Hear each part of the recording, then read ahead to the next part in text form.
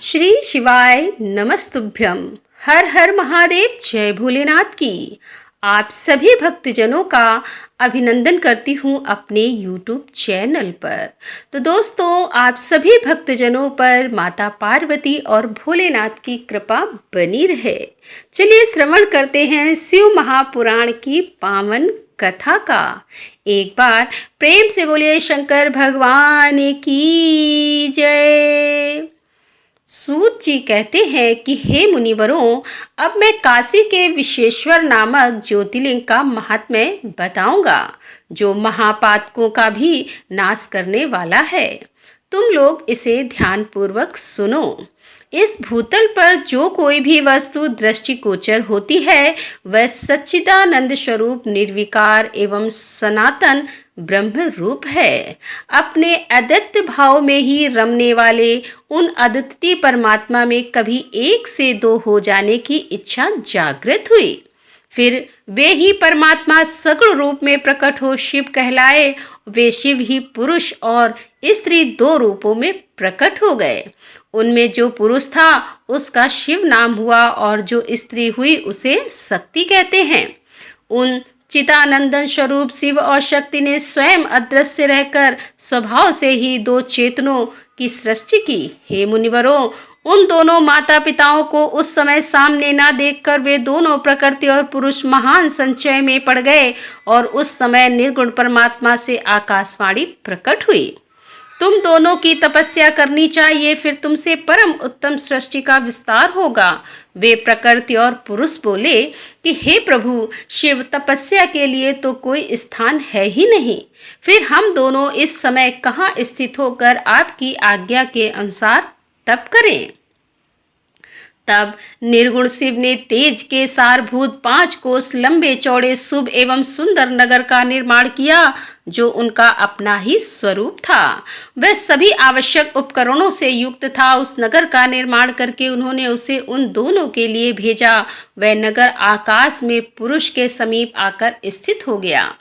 तब पुरुष श्री हरि ने उस नगर में स्थित हो सृष्टि की कामना से शिव का ध्यान करते हुए बहुत वर्षों तक तप किया।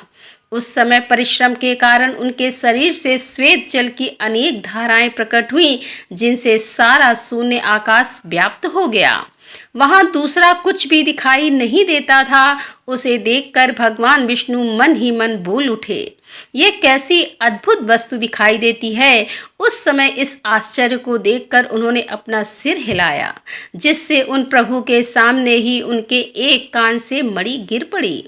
जहाँ वह मणि गिरी, वह स्थान मणिकर्णिका नामक महान तीर्थ हो गया। जब पूर्वोक्त जल राशि में वह सारी पंचक्रोशी डूबने और बहने लगी, तब निर्गुण शिव ने शीघ्र ही उसे अपने त्रिशूल के द्वारा धारण कर लिया। फिर विष्णु अपनी प्रकृति के साथ वहीं सोए। तब उनकी नाभि से एक कमल प्रकट हुआ और उस कमल से ब्रह्मा उत्पन्न हुए। उनकी उत्पत्ति में भी शंकर का आदेश ही कारण था। तदंतर उन्होंने शिव की आज्ञा पाकर अद्भुत सृष्टि आरंभ की। ब्रह्मा जी ने ब्रह्मांड में 14 भुवन बनाए। ब्रह्मांड का विस्तार महर्षियों ने 50 करोड़ योजन का बताया है। फिर भगवान शिव ने यह सोचा कि ब्रह्मांड के भीतर कर्मपाश से बंधे हुए प्राणी मुझे कैसे प्राप्त कर सकेंगे। यह सोचकर उन्होंने मुक्तिदायिनी पंचक्रोशी को इस जगत में छोड़ दिया। यह पंचक्रोशी काशी लोक में कल्याणदायिनी, कर्म बंधन का नाश करने वाली, ज्ञान दात्री तथा मोक्ष को प्रकाशित करने वाली मानी गई है। अतएव मुझे परम प्रिय है। यहाँ स्वयं परमात्मा ने अभिमुक्त लिंग की स्थापना की है। अतः मेरे अंशभूत हरे, तुम्हें कभी इस क्षेत्र का त्याग नहीं करना चाहिए। ऐसा कहकर भगवान हर ने काशीपुरी को स्वयं अपने त्रिशूल से उतारकर मृत्युलोक के जगत में छोड़ दिया। ब्रह्मा जी का एक दिन पूरा होने पर जब सारे जगत का प्रलय हो जाता है, तब भी निश्चय ही इस काशीपुरी का नाश नहीं होता। उस समय भगवान शिव इसे त्रिशूल पर धारण कर लेते हैं और जब ब्रह्मा द्वारा पुनः नई सृष्टि की जाती है, तब इसे फिर से यह भूतल पर स्थापित कर देते हैं। कर्मों का वर्णन करने से ही इस पुरी को काशी कहते हैं। काशी में अभिमुक्तेश्वर लिंग सदा विराजमान रहता है। यह महापात की पुरुषों को भी मोक्ष प्रदान करने वाला है। हे मुनीश्वरों, अन्य मोक्षदायक धामों में सारूप्य आदि मुक्ति प्राप्त होती है, केवल इस काशी में ही जीवों को साजुष्य नामक सर्वोत्तम मुक्ति सुलभ होती है। जिनकी कहीं भी गति नहीं है, उनके लिए वाराणसीपुरी ही गति है। महापुण्यमयी पंचक्रोशी करोड़ों हत्याओं का विनाश करने वाली है। यहाँ समस्त अमरगण भी मरण की इच्छा करते हैं, फिर दूसरे की तो बात ही क्या है। यह शंकर की प्रिय नगरी काशी सदा भोग और मोक्ष प्रदान करने वाली है। कैलाश के पति, जो भीतर से सत्वगुणी और बाहर से तमोगुणी कहे गए हैं, कालाग्नि रुद्र के नाम से विख्यात हैं। वे निर्गुण होते हुए भी सगुण रूप से प्रकट हुए शिव हैं। उन्होंने बारंबार प्रणाम करके निर्गुण शिव से इस प्रकार से कहा। रुद्र बोले कि विश्वनाथ महेश्वर, मैं आपकी ही हूँ, इसमें संचय नहीं है। साम महादेव, मुझ आत्मज पर कृपा कीजिए। हे जगतपते, लोकहित की कामना से आपको सदा यहीं रहना चाहिए। जगन्नाथ, मैं आपसे प्रार्थना करता हूँ, आप यहाँ रहकर जीवों का उद्धार करें। सूत जी कहते हैं कि तदंतर मन और इंद्रियों को वश में रखने वाले अभिमुक्त ने भी शंकर से बारंबार प्रार्थना करके नेत्रों से आंसू बहाते हुए ही प्रसन्नता पूर्वक उनसे कहा। वे बोले कि काल रूपी रोग के सुंदर औषध देवादिदेव महादेव, आप वास्तव में तीनों लोकों के स्वामी तथा ब्रह्मा और विष्णु आदि के द्वारा भी सेवनी हैं। देव, काशीपुरी को आप अपनी राजधानी स्वीकार करें। मैं अचित्त सुख की प्राप्ति के लिए यहाँ सदा आपका ध्यान लगाए स्थिर भाव से बैठा रहूँगा। आप ही मुक्ति देने वाले तथा संपूर्ण कामनाओं के पूरक हैं, दूसरा कोई नहीं है। अतः आप परोपकार के लिए उमा सहित सदा यहाँ विराजमान रहें। सदाशिव आप समस्त जीवों को संसार सागर से पार करें। हे हरे, मैं बारंबार प्रार्थना करता हूँ कि आप अपने भक्तों का कार्य सिद्ध करें। तब सूत जी कहते हैं कि हे ब्राह्मण, जब विश्वनाथ ने भगवान शंकर से इस प्रकार प्रार्थना की, तब सर्वेश्वर शिव समस्त लोगों का उपकार करने के लिए वहां विराजमान हो गए। जिस दिन से भगवान शिव काशी में आ गए, उसी दिन से काशी सर्वश्रेष्ठपुर हो गई। सूत जी कहते हैं कि हे मुनिवरों, मैं संक्षेप से ही वाराणसी तथा विश्वेश्वर के परम सुंदर महात्म्य का वर्णन करता हूँ, सुनो। एक समय की बात है कि पार्वती देवी ने लोकहित कामना से बड़ी प्रसन्नता के साथ भगवान शिव से अभिमुक्त क्षेत्र और अभिमुक्त लिंग का महात्म्य पूछा। तब परमेश्वर शिव ने कहा कि यह वाराणसीपुरी सदा के लिए मेरा गुहातम क्षेत्र है और सभी जीवों की मुक्ति का सर्वदा हेतु है।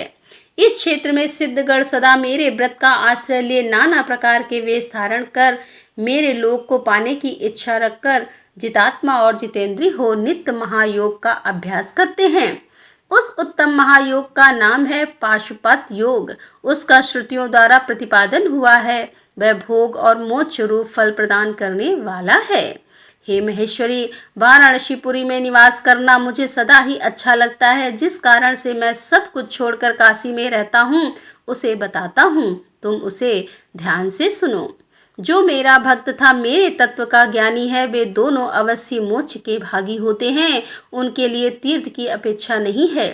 विहित और अविहित दोनों प्रकार के कर्म उनके लिए समान हैं। उन्हें जीव मुक्त की समझना चाहिए। वे दोनों कहीं भी मरे तुरंत ही मोक्ष प्राप्त कर लेते हैं। यह मैंने निश्चित बात कही है। सर्वोत्तम शक्ति देवी उमे, इस परम उत्तम अविमुक्त तीर्थ में जो विशेष बात है, उसे तुम मन लगाकर सुनो। सभी वर्ण और समस्त आश्रमों के लोग, चाहे वे बालक, जवान या बूढ़े कोई भी क्यों ना हो, यदि इस पुरी में मर जाएं तो मुक्त हो ही जाते हैं। इसमें संशय नहीं है। स्त्री अपवित्र हो या पवित्र, कुमारी हो या विवाहित विधवा हो या वांध्या, रजस्वला, प्रसूता, संस्कारहीन तथा जैसी तैसी कैसी ही क्यों न हो, यदि इस क्षेत्र में मरी हो तो अवश्य मोक्ष की भागनी होती है। इसमें संदेह नहीं है।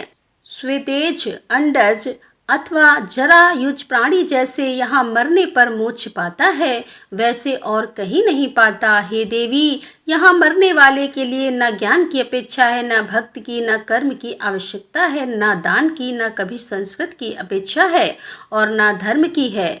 यहाँ नाम कीर्तन पूजन तथा उत्तम जाति की भी अपेक्षा नहीं होती। जो मनुष्य मेरे इस मोक्षदायक क्षेत्र में निवास करता है वह चाहे जैसे मरे उसके लिए मोक्ष की प्राप्ति सुनिश्चित है। हे प्रिय, मेरा यह दिव्यपुर गुहा से भी गुहातर है। ब्रह्मा आदि देवता भी इसके महात्म्य को नहीं जानते, इसीलिए यह महान क्षेत्र अविमुक्त नाम से प्रसिद्ध है, क्योंकि नेमिष आदि सभी तीर्थों से यह श्रेष्ठ है। यह मरने पर अवश्य मोक्ष देने वाला है। धर्म का सार सत्य है, मोक्ष का सार समता है तथा समस्त क्षेत्रों एवं तीर्थों का सार यह अविमुक्त तीर्थ काशी है। ऐसे विद्वानों की मान्यता है। इच्छा अनुसार भोजन, शयन, क्रीड़ा तथा विविध कर्मों का अनुष्ठान करता हुआ भी मनुष्य यदि इस अविमुक्त तीर्थ में प्राणों का परित्याग करता है तो उसे मोक्ष मिल जाता है। जिसका चित्त विषयों में आसक्त है और जिसने धर्म की रुचि त्याग दी है, वह भी यदि इस क्षेत्र में मृत्यु को प्राप्त होता है तो पुनः संसार बंधन में नहीं पड़ता। फिर जो ममता से रहित, धीय, सत्वगुणी, दमहीन, कर्म कुशल और कर्तापन के अभिमान से रहित होने के कारण किसी भी कर्म का आरंभ न करने वाले, उनकी तो बात ही क्या है, वे सब मुझसे ही स्थित हैं। इस काशीपुरी में शिव भक्तों द्वारा अनेक शिवलिंग स्थापित किए गए हैं। पार्वती वे संपूर्ण अभिष्टों को देने वाले और मोक्षदायक है। चारों दिशाओं में 5-5 कोस फैला हुआ यह क्षेत्र अविमुक्त कहा गया है। यह सब ओर से मोक्षदायक है। जीव को मृत्यु काल में यह क्षेत्र उपलब्ध हो जाए तो उसे अवश्य मोक्ष की प्राप्ति होती है।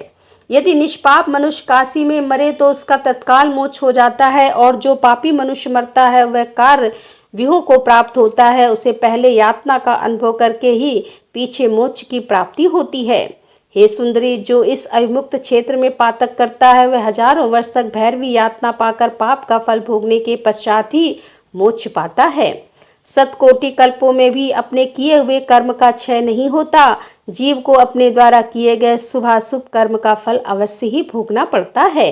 केवल अशुभ कर्म नरक देने वाला होता है, केवल शुभ कर्म स्वर्ग की प्राप्ति कराने वाला होता है। शुभ और अशुभ दोनों कर्मों से मनुष्य योनि की प्राप्ति बताई गई है। अशुभ कर्म की कमी और शुभ कर्म की अधिकता होने पर उत्तम जन्म प्राप्त होता है, और शुभ कर्म की कमी और अशुभ कर्म की अधिकता होने पर यहाँ अधम जन्म की प्राप्ति होती है। पार्वती, जब शुभ और अशुभ दोनों ही कर्मों का क्षय हो जाता है तभी जीव को सच्चा मोक्ष प्राप्त होता है। यदि किसी ने पूर्व जन्म में आदर पूर्वक काशी का दर्शन किया है तभी उसे इस जन्म में काशी में पहुंचकर मृत्यु की प्राप्ति होती है। जो मनुष्य काशी जाकर गंगा में स्नान करता है उसके क्रियमाण और संचित कर्म का नाश हो जाता है, परंतु प्रारब्ध कर्म भोगे बिना नष्ट नहीं होता, यह निश्चित बात है। जिसकी काशी में मुक्ति हो जाती है उसके प्रारब्ध कर्म का भी क्षय हो जाता है। हे प्रिय, जिसने एक ब्राह्मण को भी काशीवास करवाया है वह स्वयं भी काशीवास का अवसर पाकर मोक्ष लाभ करता है। सूत जी कहते हैं कि हे मुनिवरों, इस तरह काशी का तथा विश्वेश्वर लिंग का प्रचुर महात्म्य बताया गया है, जो सत्पुरुषों को भोग और मोक्ष प्रदान करने वाला है। इसके बाद मैं त्र्यंबकम नामक ज्योतिर्लिंग का महात्म्य बताऊंगा, जिसे सुनकर मनुष्य क्षण भर में समस्त पापों से मुक्त हो जाता है। सूत जी कहते हैं कि हे मुनिवरों सुनो, मैंने सतगुरु व्यास जी के मुख से जैसी सुनी है उसी के रूप में एक पाप नाशक कथा तुम्हें सुना रहा हूँ। पूर्व काल की बात है कि गौतम नाम से विख्यात एक श्रेष्ठ ऋषि रहते थे, जिनकी परम धार्मिक पत्नी का नाम अहिल्या था। दक्षिण दिशा में जो ब्रह्मगिरी है वही उन्होंने 10,000 वर्षों तक तपस्या की थी। उत्तम व्रत का पालन करने वाले महर्षि एक समय वहां 100 वर्षों तक बड़ा भयानक अवसर्ण हो गया। सब लोग महान दुख में पड़ गए। इस भूतल पर कहीं गीला पत्ता भी नहीं दिखाई देता था। फिर जीवों का आधारभूत जल कहाँ से दृष्टिगोचर होता। उस समय मुनि, मनुष्य, पशु, पक्षी और मृग सब वहां से 10 दिशाओं को चले गए। तब गौतम ऋषि ने 6 महीने तक तप करके वरुण को प्रसन्न किया। वरुण ने प्रकट होकर वर मांगने को कहा। ऋषि ने दृष्टि के लिए प्रार्थी का। वरुण ने कहा, देवताओं के विधान के विरुद्ध वृष्टि न करने मैं तुम्हारी इच्छा के अनुसार तुम्हें सदा अच्छे रहने वाला जल देता हूँ। तुम एक गड्ढा तैयार करो उनके ऐसा कहने पर गौतम के एक हाथ गहरा गड्ढा खोदा और वरुण ने उस दिव्य जल के द्वारा भर दिया तथा परोपकार से सुशोभित होने वाले मुनिश्रेष्ठ गौतम से कहा कि हे महामुने, कभी क्षीण न होने वाला यह जल तुम्हारे लिए तीर्थ रूप होगा और पृथ्वी पर तुम्हारे ही नाम से इसकी ख्याति होगी। यहाँ किए हुए दान, होम, तप, देव पूजन तथा पितरों का श्राद्ध सभी अच्छे होंगे। ऐसा कहकर उन महर्षि से प्रशंसित हो वरुण देव अंतर ध्यान हो गए। उस जल के द्वारा दूसरों का उपकार करके महर्षि गौतम को भी बड़ा सुख मिला। महात्मा पुरुष का आश्रय मनुष्यों के लिए महत्व की ही प्राप्ति करने वाला होता है। महान पुरुष ही महात्मा के उस स्वरूप को देखते और समझते हैं, दूसरे अधम मनुष्य नहीं। मनुष्य जैसे पुरुष का सेवन करता है वैसा ही फल पाता है। महान पुरुष की सेवा से महत्ता मिलती है और क्षुद्र की सेवा से क्षुद्रता।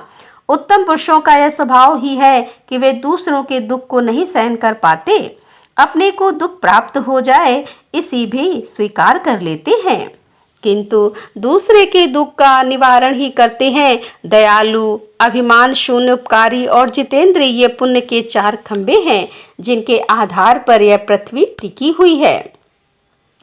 तदंतर गौतम जी वहां उस परम दुर्लभ जल को पाकर विधि पूर्वक नित्य नैमित्तिक कर्म करने लगे। उस मुनीश्वर ने वहां नित्य होम की सिद्धि के लिए धान, जौ और अनेक प्रकार के निवार बोए दिए। तरह तरह के धान, भांति भांति के वृक्ष और अनेक प्रकार के फल फूल वहां लहरा उठे। ये समाचार सुनकर वहां दूसरे दूसरे सहस्त्रों ऋषि मुनि, पशु पक्षी तथा बहुसंख्य जीव जाकर रहने लगे। वह वन इस भूमंडल में बड़ा सुंदर हो गया। उस अच्छे जल के संयोग से अनावृष्टि वहां के लिए दुखदायिनी नहीं रह गई।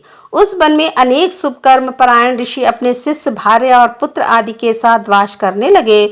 उन्होंने कालक्षेप करने के लिए वहां धान बोया और गौतम जी के प्रभाव से उस वन में सब ओर आनंद सा छा गया। एक बार वहां गौतम के आश्रम में जाकर बसे हुए ब्राह्मणों की स्त्रियां जल से प्रसंग हो लेकर अहल्या पर नाराज हो गईं। उन्होंने अपने पतियों को उकसाया। उन लोगों ने गौतम का अनिष्ट करने के लिए गणेश जी की आराधना की। भक्त पराधीन गणेश जी ने प्रकट होकर वर मांगने के लिए कहा। तब वे बोले कि भगवान, यदि आप हमें वर देना चाहते हैं तो ऐसा कोई उपाय कीजिए जिससे समस्त ऋषि डांट फटकार कर गौतम को आश्रम से बाहर निकाल दें। गणेश जी ने कहा, ऋषियों, तुम सब लोग सुनो, इस समय तुम उचित कार्य नहीं कर रहे हो। बिना किसी अपराध के उन पर क्रोध करने के कारण तुम्हारी हानि ही होगी। जिन्होंने पहले उपकार किया हो उन्हें यदि दुख दिया जाए तो वह अपने लिए हितकारक नहीं होता। जब उपकारी को दुख दिया जाता है तब उससे इस जगत में अपना ही नाश होता है। ऐसी तपस्या करके उत्तम फल की सिद्धि की जाती है। स्वयं ही शुभ फल का परित्याग करके अहितकारक फल को नहीं ग्रहण किया जाता। ब्रह्मा जी ने जो यह कहा कि असाधु कभी साधुता और साधु कभी असाधुता को नहीं ग्रहण करता, यह बात निश्चय ही ठीक जान पड़ती है। पहले उपवास के कारण जब तुम लोगों को दुख भोगना पड़ा था तब मैं ऋषि गौतम ने जल की व्यवस्था करके तुम्हें सुख दिया, परंतु इस समय तुम सब लोग उन्हें दुख दे रहे हो। संसार में ऐसा कार्य करना कदापि उचित नहीं है। इस बात पर तुम सब लोग सर्वथा विचार कर लो। स्त्रियों की शक्ति से मोहित हुए तुम लोग यदि मेरी बात नहीं मानोगे तो तुम्हारा यह बर्ताव गौतम के लिए अत्यंत हितकारक ही होगा, इसमें संशय नहीं है। हे मुनि श्रेष्ठ, गौतम तुम्हें पुनः निश्चय ही सुख देंगे, अतः उनके साथ छल करना कदापि उचित नहीं है। इसीलिए तुम लोग कोई दूसरा वर मांगो। सूत जी कहते हैं कि हे ब्राह्मण, महात्मा गणेश ने ऋषियों से जो यह बात कही वह यद्यपि उनके लिए हितकर थी तो भी उन्होंने इसे नहीं स्वीकार किया। तब भक्तों के अधीन होने के कारण उन शिव कुमार ने कहा, तुम लोगों ने जिस वस्तु के लिए प्रार्थना की है उसे मैं अवश्य करूंगा। पीछे जो होनहार होगी वह होकर ही रहेगी। ऐसा कहकर वे अंतर ध्यान हो गए। हे मुनिवरों, उसके बाद उन दुष्ट ऋषियों के प्रभाव से तथा उन्हें प्राप्त हुए वर के कारण जो घटना घटित हुई उसे सुनो। वहां गौतम के खेत में जो धान और जौ थे उसके पास गणेश जी एक दुर्बल गाय बनकर गए। दिए हुए वर के कारण वह गौ कांपती हुई वहां जाकर धान और जौ चरने लगी। इसी समय देववश गौतम जी वहां आ गए। वे दयालु ठहरे, इसीलिए मुट्ठी भर तिनके लेकर उन्हीं से उस गौ को हाँकने लगे। उन तिनकों का स्पर्श होते हुए गौ पृथ्वी पर गिर पड़ी और ऋषि को देखते ही देखते उसी क्षण मर गई। वे दूसरे दूसरे ब्राह्मण और उनकी दृष्टि स्त्रियां वहां छिपे हुए सब कुछ देख रहे थे। उस गौ के गिरते हुए सब के सब बोल उठे, गौतम ने यह क्या कर डाला। गौतम भी आश्चर्यचकित हो अहिल्या को बुलाकर व्यथित हृदय से दुखपूर्वक बोले कि हे देवी, यह क्या हुआ, कैसे हुआ, जान पड़ता है परमेश्वर मुझ पर कुपित हो गए हैं। अब क्या करूं, कहाँ जाऊं, मुझे हत्या लग गई है। इसी समय ब्राह्मण और उनकी पत्नियां गौतम को डांटने और दुर्वचनों द्वारा अहिल्या को पीड़ित करने लगी। उनके दुर्बुद्धि शिष्य और पुत्र भी गौतम को बारंबार फटकारते और धिक्कारने लगे। तब ब्राह्मण बोले, अब तुम्हें अपना मुंह नहीं दिखाना चाहिए, यहाँ से जाओ और गौ हत्या का मुंह देखने पर तत्काल वस्त्र सहित स्नान करना चाहिए। जब तक तुम इस आश्रम में रहोगे तब तक अग्निदेव और पितर हमारे दिए हुए किसी भी है कव्य को ग्रहण नहीं करेंगे। इसीलिए पापी गो हत्यारे, तुम परिवार सहित यहाँ से अन्यत्र चले जाओ, विलंब ना करो। सूत जी कहते हैं कि ऐसा कहकर उन सब ने उन्हें पत्थरों से मारना आरंभ किया। वे गालियां दे देकर गौतम अहिल्या को सताने लगे। उन दुष्टों के मारने और धमकाने पर गौतम बोले कि मुनियों, मैं यहाँ से अत्यंत जाकर रहूंगा। ऐसा कहकर गौतम उस स्थान से तत्काल निकल गए और उन सबकी आज्ञा से एक कोस दूर जाकर उन्होंने अपने लिए आश्रम बनाया। वहां भी जाकर उन ब्राह्मणों ने कहा, जब तक तुम्हारे ऊपर हत्या लगी है तब तक तुम्हें कोई यज्ञ कर्म नहीं करना चाहिए। किसी भी वैदिक देव यज्ञ या पितृ यज्ञ के अनुष्ठान का तुम्हें अधिकार नहीं रह गया है। हे मुनिवर, गौतम उनके कथा अनुसार किसी तरह का एक पक्ष बिताकर उस दुख से दुखी हो बारंबार उन मुनियों से अपनी शुद्धि के लिए प्रार्थना करने लगे। उनके दीन भाव से प्रार्थना करने पर उन ब्राह्मणों ने कहा कि गौतम, तुम अपने पाप को प्रकट करते हुए 3 बार सारी पृथ्वी की परिक्रमा करो, फिर लौटकर यहाँ 1 महीने तक व्रत करो। उसके बाद इस ब्रह्मगिरी की 101 परिक्रमा करने के पश्चात तुम्हारी शुद्धि होगी। अथवा यहाँ गंगा जी को लेकर आकर उन्हीं के जल से स्नान करो तथा 1 करोड़ पार्थिव लिंग बनाकर महादेव जी की आराधना करो। फिर गंगा में स्नान करके इस पर्वत की 11 बार परिक्रमा करो और तत्पश्चात 100 घड़ों के जल से पार्थिव शिवलिंग को स्नान कराने पर तुम्हारा उद्धार होगा। उन ऋषियों के इस प्रकार कहने पर गौतम ने बहुत अच्छा कहकर उनकी बात मान ली। वे बोले, हे मुनिवरों, मैं आप श्रीमानों की आज्ञा से यहाँ पार्थिव पूजन तथा ब्रह्मगिरी की परिक्रमा करूँगा।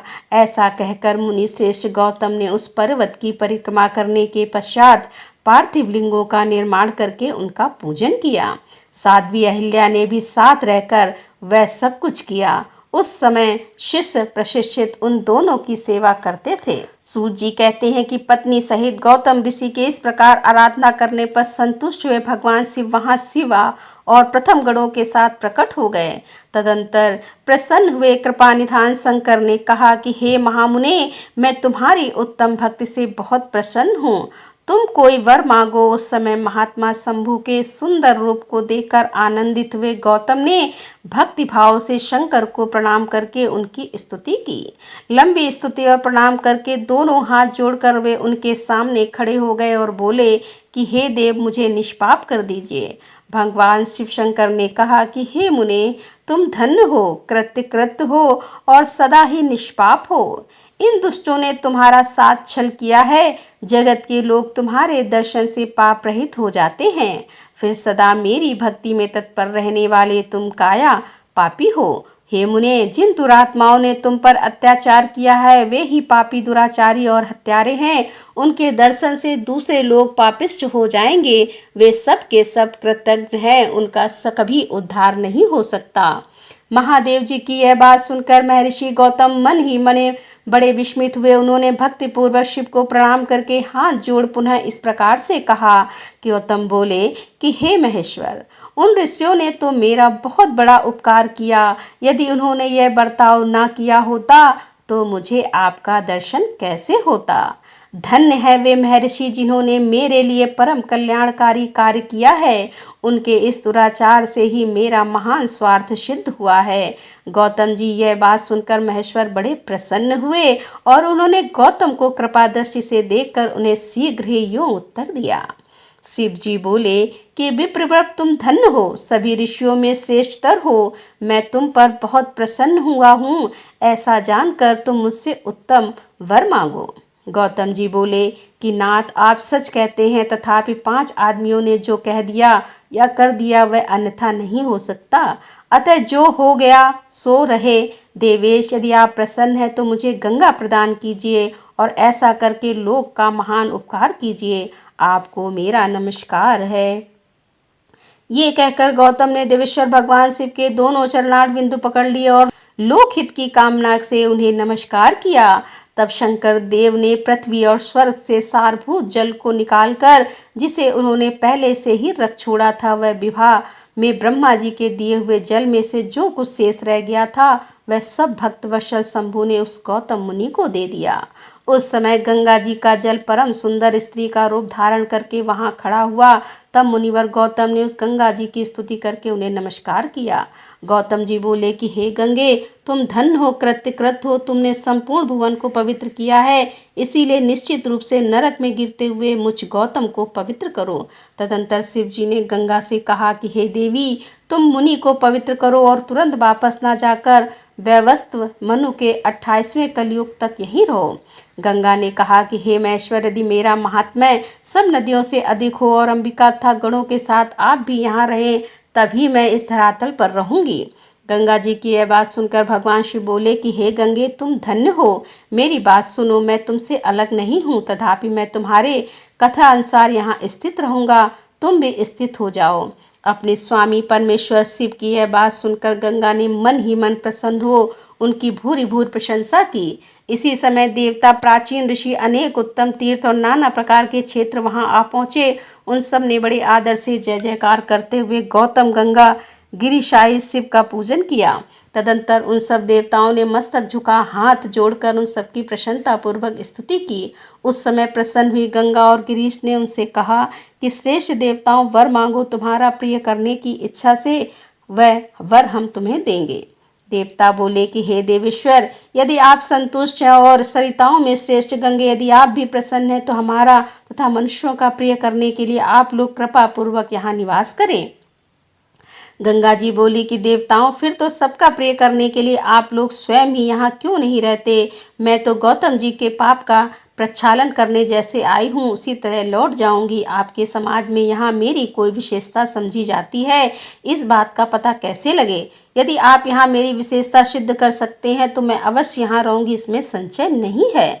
सब देवताओं ने कहा कि सरिताओं में श्रेष्ठ गंगे, सबके परम सुहृद बृहस्पति जी जब सिंहराज पर स्थित होंगे तब तब सब लोग यहाँ आया करेंगे, इसमें संशय नहीं है। 11 वर्षों तक लोगों का जो पातक यहाँ प्रक्षालित होता है उसमें मलिन हो जाने पर हम उसी पाप राशि को धोने के लिए आदर पूर्वक तुम्हारे पास आएंगे। हमने यह सर्वदा सच्ची बात कही है। हे शरदरे महादेवी, अतः तुमको और भगवान शंकर को समस्त लोगों पर अनुग्रह तथा हमारा प्रिय करने के लिए यहाँ नित्य निवास करना चाहिए। गुरु जब तक सिंह राशि पर रहेंगे तभी तक हम यहाँ निवास करेंगे। उस समय तुम्हारे जल में त्रिकाल स्नान और भगवान शंकर का दर्शन करके हम शुद्ध होंगे, फिर तुम्हारी आज्ञा लेकर अपने स्थान को लौटेंगे। सूत जी कहते हैं, इस प्रकार उन देवताओं तथा महर्षियों गौतम ने प्रार्थना करके पर भगवान शंकर और सरिताओं में श्रेष्ठ गंगा दोनों वहां स्थित हो गए। वहां की गंगा गौतमी यानी गोदावरी नाम से विख्यात हुई और भगवान शिव का ज्योतिमय लिंग त्र्यंबकम कहलाया। यह ज्योतिर्लिंग महान पातकों का नाश करने वाला है। उसी दिन से लेकर जब जब बृहस्पति सिंह राज में स्थित होते हैं तब तब तीर्थ क्षेत्र, देवता, पुष्कर आदि सरोवर, गंगा आदि नदियों तब श्री विष्णु आदि देवगण अवश्य ही गौतमी के तट पर पधारते हैं और वास करते हैं। वे सब जब तक गौतमी के किनारे रहते हैं तब तक अपने स्थान पर उनका कोई फल नहीं होता।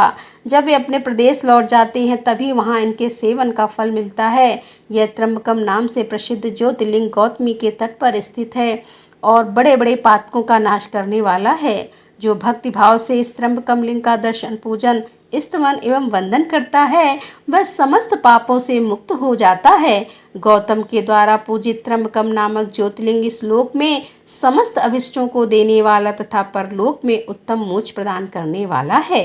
हे मुनिवरों, इस प्रकार तुमने जो कुछ पूछा था वह सब मैंने कह सुनाया। तो दोस्तों, यहाँ पर शिव महापुराण की कथा का समापन करते हुए इसके आगे की कथा जारी रखते हुए हम आपके सामने फिर उपस्थित होंगे। तब तक के लिए हर हर महादेव, जय भोलेनाथ की।